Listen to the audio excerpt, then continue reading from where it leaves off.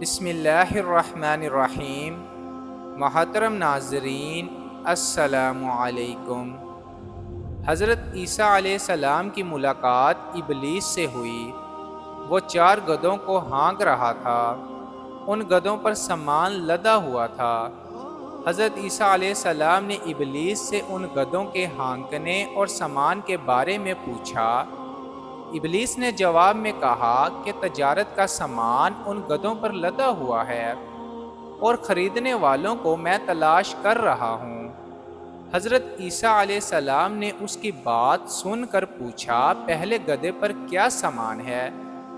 ابلیس نے کہا کہ پہلے گدھے پر ظلم ہے۔ حضرت عیسیٰ علیہ السلام نے پوچھا، اسے کون خریدے گا؟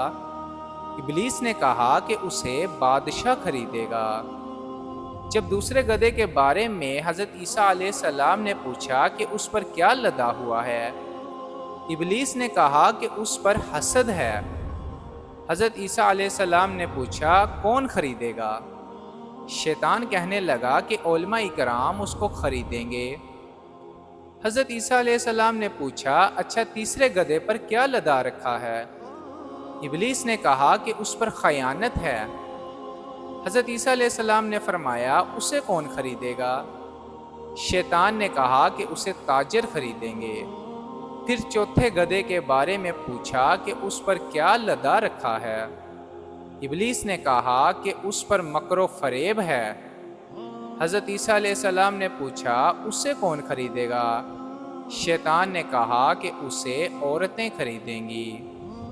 محترم ناظرین، دین کی بات پھیلانا صدقہ جاریہ ہے۔ ثواب کی نیت سے ویڈیو کو شیئر ضرور کیجیے۔